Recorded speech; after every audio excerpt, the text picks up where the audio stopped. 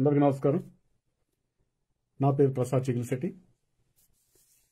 అల్లు అర్జున్ ఈ వీడియో సినీ నటుడు, సొంత ఆర్మీ కలిగిన అల్లు అర్జున్ గారి కోసం. నమస్కారం అల్లు అర్జున్ గారు. పుష్ప 1 సినిమా మీకు తెలిసే, మీరే నటించారు కదా, ఒకసారి గుర్తు చేస్తున్నాను. ఆ సినిమాకి టికెట్ రేట్లు ఆంధ్రప్రదేశ్లో ఎంత అన్నారు? తెలంగాణ గురించి నేను మాట్లాడను, ఎందుకంటే తెలంగాణలో వైసీపీ ప్రభుత్వం లేదు, జగన్మోహన్ రెడ్డి సీఎంగా లేడు. నీ ఫ్రెండ్ ఎవరో శిల్పా రవిరెడ్డి ఎవరు ఉన్నారో ఆయన తెలంగాణలో పోటీ చేయలేదు. తెలంగాణ టాపిక్ నాకు అనవసరం, ఆంధ్ర గురించి మాట్లాడతాను. పుష్ప 1 సినిమాకి ఎంత రేట్లకైతే టిక్కెట్లు అమ్మారో అంతే రేట్లకి ఆంధ్రప్రదేశ్లో పుష్ప 2 టిక్కెట్లు కూడా అమ్మాలి. ఎందుకంటే ఇప్పుడున్న కూటమి ప్రభుత్వం ఏమైతే ఉందో అది మేము పోరాడి తీసుకొచ్చిన ప్రభుత్వం. దానిలో నీది ఏ విధమైన పాత్ర లేదు. కనీసం వైసీపీ ప్రభుత్వాన్ని టిక్కెట్ రేట్లు ఎందుకు తగ్గించాలని నువ్వు గాని, మీ నాన్న గాని, మీ మామ గాని, అక్కడికి నీ భార్య, ఫ్రెండ్ మొగుడు గాని ఎవరు కూడా ప్రశ్నించలేదు ఈ ప్రభుత్వాన్ని. మీ కుటుంబం నుండి ఎవరు మాట్లాడలేదు. పోనీ నీ ఆర్మీ, అల్లు అర్జున్ ఆర్మీ అంటావు చూడు, ఆర్మీ రోడ్డు మీదకి వచ్చి జగన్మోహన్ రెడ్డితో వైసీపీ నేతలు యుద్ధం చేయలేదు టిక్కెట్ల రేట్ల దగ్గర నుంచి. టిక్కెట్ రేట్ల విషయంలో గత ప్రభుత్వాన్ని ప్రశ్నించింది పవన్ కళ్యాణ్ గారు, ప్రశ్నించింది హీరో నాని ప్రశ్నించాడు. అలాగే కాంప్రమైజింగ్కి వెళ్ళి చిరంజీవి గారు, ప్రభాస్ గారు, అలాగే నిర్మాత మన దర్శకులు రాజమౌళి గారు, మహేష్ బాబు గారు, అలాగే ఆర్ నారాయణమూర్తి గారు, వీళ్ళందరూ కూడా ఒక కాంప్రమైజింగ్ ధోరణిలో జగన్మోహన్ రెడ్డి దగ్గరికి వెళ్ళి కూర్చుని మాట్లాడారు. మరి నువ్వేమైపోయావు? ఆ రోజు నాడు నువ్వు బహిరంగంగా ప్రశ్నించలేకపోయావు.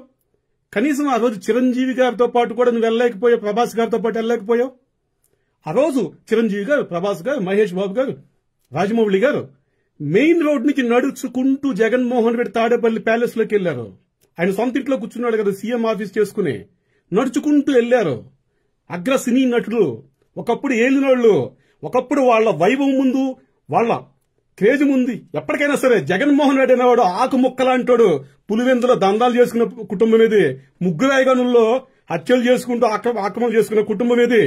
అటువంటి కుటుంబం తెచ్చిన జగన్మోహన్ రెడ్డి వీళ్ళు నడిపించాడు మెయిన్ రోడ్ నుంచి లోపలికి.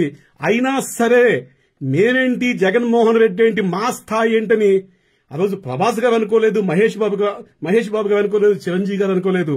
తల వంచుకుని వెళ్లి ఆయనతో మాట్లాడి, ఎందుకంటే ఆ స్థానంలో ముఖ్యమంత్రి అనే స్థానంలో ఆయన కూర్చున్నాడు. ఆ ముఖ్యమంత్రి స్థానానికి విలువ ఉంది, జగన్మోహన్ రెడ్డికి విలువ లేకపోయినా కూడా ఆ ముఖ్యమంత్రి స్థానానికి విలువిచ్చి అవమానాన్ని దిగమింగుకుని, అవమానాన్ని భరించి ఆ రోజు ఆ పెద్దలు వెళ్లి టిక్కెట్ల రేట్ల దగ్గర మాట్లాడొచ్చాను.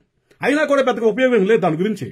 ఏదో తూతు మంత్రంగా ఏదో ఒక జీవో ఇచ్చి ఏదో పెంచినట్టుగా ఏదో ఆయన కంటి తుడుపు చర్యలాగా చేసి వదిలేశాడు. మరి మేము పోరాడాం, సినీ నటులు కొంతమంది పోరాడారు. నువ్వేం చేశావు? వైసీపీ ప్రభుత్వాన్ని నిలబెట్టడానికి వైసీపీ ప్రభుత్వాన్ని ప్రచారం చేశావు. అదేమంటే నా భార్య, స్నేహితురాలి భర్త, నా అన్న వాళ్ళ కోసం ఎక్కడికైనా వెళ్తాను అన్నావు. సరే, ఇప్పుడు నా అన్న వాళ్ళ కోసం ఎక్కడికైనా వెళ్తావు కదా. నువ్వు ప్రచారం చేసిన అభ్యర్థి గెలిచుండి ఆ ఒక్క సీటే కీలకమైన ప్రభుత్వ ఏర్పాటుకి వైసీపీ కూటమి మధ్యన సమానంగా వచ్చి ఒక్క సీటు తేడా ఉన్నప్పుడు ఆ ఒక్క సీటే నంద్యాల సీట్ అయిందనుకో, వైసీపీ ప్రభుత్వం ఈ రోజు వచ్చేది. మరి నీ టిక్కెట్ల విషయం ఏంటి? మరి నువ్వు ఒక అభ్యర్థిని గెలిపించుకుంటా ప్రయత్నం చేశావు కదా, ఎంతకైనా వెళ్ళావు కదా. ఒకవేళ ఆ అభ్యర్థితోనే వైసీపీ ప్రభుత్వం ఏర్పడి ఉంటే ఈరోజు టిక్కెట్ల వేట్ల పరిస్థితి ఏంటి నీకు? అందుకే నేను డిమాండ్ చేస్తున్నాను, నీకు నైతిక అర్హత లేదు. మేము పోరాడి తీసుకొచ్చిన ప్రభుత్వం ఇది, మేము పోరాడాం. 5 ఏళ్ల పాటు మేము బూతులు తిన్నాము, దెబ్బలు కాశాము, పోలీస్ కేసులు ఎదుర్కొన్నాము. నేను వ్యక్తిగతంగా నీకు లాయర్ నోటీసులు ఇంటికి వచ్చినాయి, లాయర్ నోటీసులు నాలాంటి వాడి ఇంటికి వచ్చినాయి. ఇళ్ల మీద దాడి చేయడానికి వచ్చారు, ఫోన్లు చేసి బెదిరించారు. పవన్ కళ్యాణ్ గారు వైజాగ్ లో హోటల్ ఆపేశారు, పవన్ కళ్యాణ్ గారిని హైదరాబాద్ లో విమానాశ్రయంలో ఆపేశారు, ప్రత్యేక విమానం వెళ్ళడానికి వీల్లేదని చెప్పేసి. పవన్ కళ్యాణ్ గారిని అర్ధరాత్రి పూట ఆంధ్ర బోర్డర్ నందిగామ దగ్గర ఆపేశారు. చంద్రబాబు నాయుడు గారి గురించి, ఆయన భార్య గురించి నిండు అసెంబ్లీలో, ప్రజా దేవాలయమైన అసెంబ్లీలో మాట్లాడారు. సభలోని వ్యక్తుల గురించి ప్రస్తావించి అసభ్యంగా మాట్లాడారు. పూతులు కాసాము, తిట్టులు తిన్నాము. మేమే కాదు, చిన్న బచ్చాగాళ్ళం మేమంతా. పవన్ కళ్యాణ్ గారికి తప్పలేదు, లోకేష్ గారికి తప్పలేదు, చంద్రబాబు నాయుడు గారికి తప్పలేదు. కాకినాడ ఎమ్మెల్యే దోవంపూడి చంద్రశేఖర్ రెడ్డి అయితే ఏకంగా లా భాషతోనే రాజ్యంగా పవన్ కళ్యాణ్ గారిని, చంద్రబాబు నాయుడు గారిని మాట్లాడారు. ఇన్ని దెబ్బలు తిన్నాం, బూతులు కాసాం. మా పార్టీల అధినేతల దగ్గర నుండి కార్యకర్తల వరకు పోలీస్ కేసులు ఎదుర్కొన్నాం. చంద్రబాబు నాయుడు గారు జైలుకి వెళ్లారు. పవన్ కళ్యాణ్ గారిని ఓట్ల బంధించేశారు. కారు నుంచి బయటికి రాకూడదన్నారు. ఎంత నిర్బంధాన్ని మేము ఎదుర్కొన్నాం, ఎన్ని అవమానాలు మేము ఎదుర్కొన్నాం, మేము ఎంత దిగమింగుకున్నాం. పోలింగ్ బూతుల దగ్గర మేము ఎంత కష్టపడ్డాం. ఇళ్లలోంచి ఆడబిడ్డలు కూడా మా ఇళ్లలోంచి వెళ్లి పోలింగ్ బూత్ దగ్గర నిలబడి ఓట్లు వేయించారు. ప్రతి ఇంటికి తిరిగారు. మా కష్టం అది. ఈ రోజు ఉన్న కూటమి ప్రభుత్వం మా కష్టం. కళ్ళ నిలిపెట్టుకుని చెప్తున్నాను, ఈ రోజు ఉన్న కూటమి ప్రభుత్వం మా కష్టం ఇది. మేము కష్టపడ్డాం, మేము అవమానాలు భరించాం. మా నేత పవన్ కళ్యాణ్ గారు అవమానాలు భరించారు. దిగమింగుకున్నాం. రోడ్ల మీద కూర్చోబెట్టారు మమ్మల్ని. విమానాశ్రయంలో ఆపేశారు, హోటల్లో ఆపేశారు. అర్ధరాత్రి పూట వేలాది కార్యకర్తలు వైజాగ్ నోవాటెల్ హోటల్ బంధిస్తే పవన్ కళ్యాణ్ వేలాది కార్యకర్తలు వెళ్ళిపోయి అర్ధరాత్రి పూట నిద్రాహారాలు మాని మా నాయకుడిని మేము కాపాడుకున్నాం. చంపేసేవాళ్ళు లేకపోతే అరెస్ట్ చేసి ఎన్నో కుట్రలు చేశారు మా నాయకుడి మీద. మా నాయకుడిని చంపడానికి ఎన్నో ప్రయత్నాలు చేశారు. అభిమానులు మేము, పార్టీ కార్యకర్తలు మేము అండగా ఉన్నాం, నిలబడ్డాం. లక్షలాదిగా వేలాదిగా ఆయన ఎక్కడుంటే అక్కడున్నాం. నందిగామ నేషనల్ జాతీయ రహదారి మీద నందిగామ దగ్గర ఆపేస్తే మా కార్యకర్తలు వేలాదికి వెళ్ళిపోయారు. జాతీయ రహదారి మొత్తం బ్లాక్ అయిపోయింది. ఢిల్లీ నుంచి ఫోన్ వచ్చింది, క్లియర్ చేయండి అని చెప్పేసి. అంత దిగ్బంధం మేం చేశాం. ఈ రోజు వచ్చి తేరగా అప్పనంగా మా ప్రభుత్వ ఫలాలని, మా కష్టం దొబ్బేతావా? రిలీజ్ చేయి. పుష్ప 1 రేట్లుగా రిలీజ్ చేయి. నీ మామ మొన్న వచ్చాడు కదా, ఏదో పవన్ కళ్యాణ్ గారు అన్నారని చెప్పేసి నీ మామ ఊపుకుంటూ వచ్చాడు కదా. ఎక్కడ సచ్చాడు ఆ రోజున మీ మామ? ఎక్కడ సచ్చాడు మీ మామ ఆ రోజునాడు?